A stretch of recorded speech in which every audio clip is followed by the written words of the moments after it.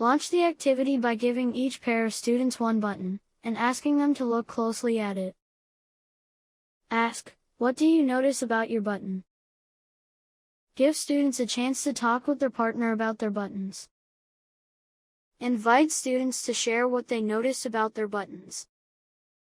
As students make observations, such as it has 4 holes, ask the other, who else has a button with 4 holes?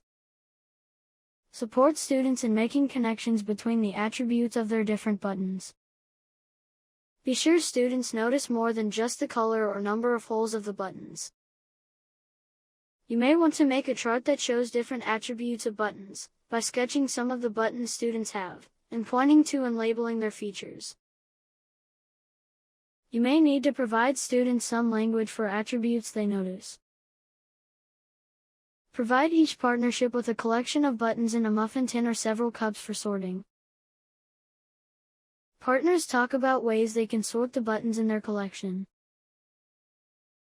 Encourage partners to take time to just look at the buttons before they begin. Then partners use the tools provided to organize the buttons into groups. Keep in mind that they may not sort all the buttons.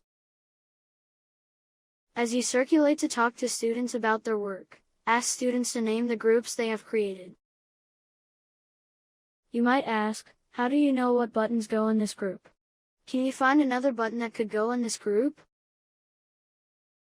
Alternatively, you might ask students to find a button that doesn't go in any of their groups and talk about why. Use this time to observe as an opportunity to discuss with students attributes that they may not have. That's the end of our activity. For lesson extension, you can turn this activity into a station or center with a very large diverse collection of buttons for students to sort. The collection should have hundreds of buttons to expand the ways that students might sort.